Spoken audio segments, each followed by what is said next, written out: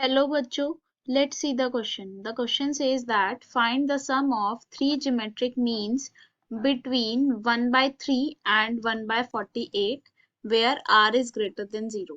Options are 1 by 4, 5 by 24, 7 by 24, 1 by 3. Okay, तो इस question में हमें क्या बोला है? हमारे पास थ्री ज्योमेट्रिक मीन्स हैं और हमें उन्हें 1/3 एंड 1/48 के बीच में इंसर्ट किया है, तो हमें उन तीनों ज्योमेट्रिक मीन्स का सम निकालना है। ओके, तो सबसे पहले हम लेट करते हैं। Let the three geometric means be G1, G2 and G3। Okay, हमने इनको 1/3 एंड 1/48 के बीच में इंसर्ट किया, तो हमारी सीरीज क्या बन गई? 1/3 G1 G2 G3 1/48। ओके, तो यहाँ पर जो हम की कॉन्सेप्ट यूज करेंगे, nth टर्म ऑफ जीपी का, nth टर्म ऑफ जीपी, और वो हमारे पास क्या होता है? Tn is equals to a into r की पावर n-1, जहाँ पे a होता है हमारा फर्स्ट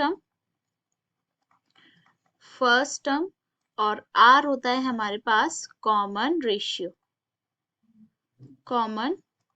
रेशियो। ओके, तो सबसे पहले हम लेट करते हैं।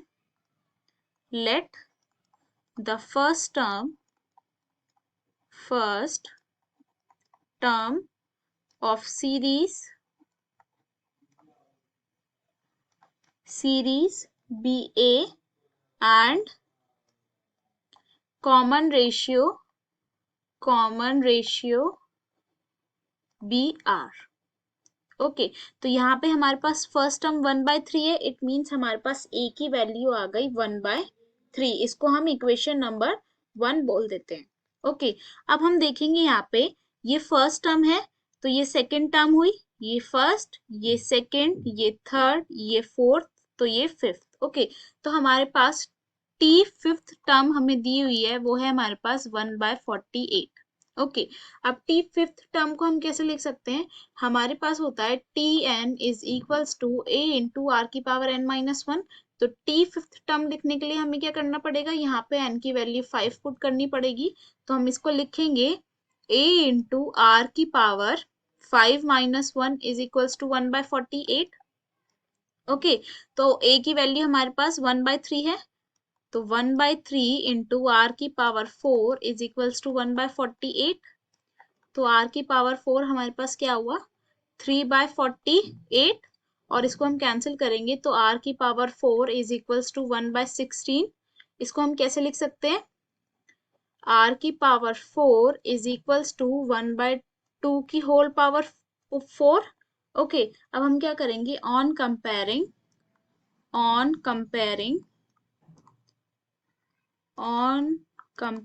r की वैल्यू हमारे पास क्या आई? 1/2। ओके, तो फाइनली हमारे पास a की वैल्यू भी है और r की वैल्यू भी है, तो हम a और r की वैल्यू से अपने सारे ज्योमेट्रिक मीन निकाल लेंगे।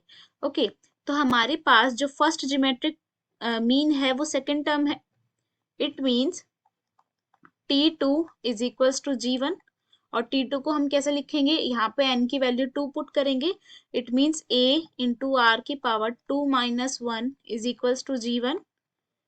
तो इसका मतलब a की वैल्यू हमारे पास 1/3, r की power 1/2 is equals to G1। तो G1 की वैल्यू आई हमारे पास 1/6। ओके, ऐसे ही G2 हमारे पास कौन सी टर्म है? G2 थर्ड टर्म है और G3 फोर्थ टर्म है।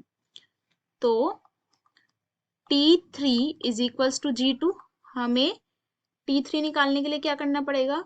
Tn is equals to a into r की पावर n-1, यहाँ पे n की वैल्यू 3 पुट करनी पड़ेगी, तो ये हमारे पास आएगा a into r square is equals to G2।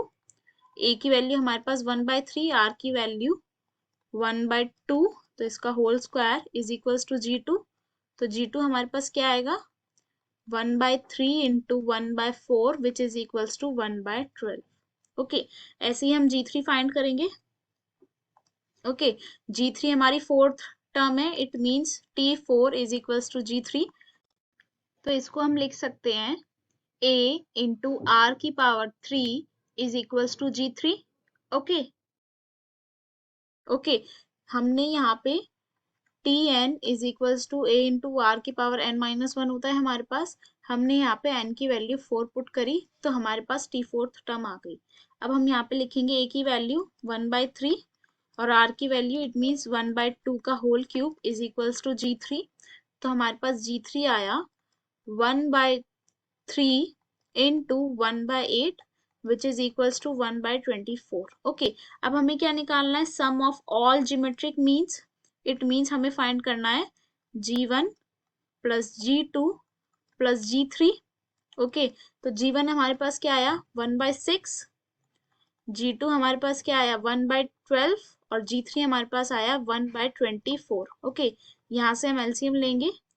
Okay, तो 24 हमारा एलसीएम आएगा, न्यूमरेटर में हमारे पास आएगा 4 प्लस 2 प्लस 1, इसको ऐड करेंगे तो हमारे पास आएगा 7/24। तो फाइनली जो हमारे पास G1 plus G2 plus G3 की वैल्यू आई है वो आई है 7/24। ओके, और यही हमारा फाइनल आंसर होगा, यही हमारा फाइनल आंसर होगा। ओके, तो यहाँ पे हमारा ऑप्शन नंबर सी 7/24 जो है वो करेक्ट ऑप्शन है। Okay, hope you will understand. Best of luck, thank you.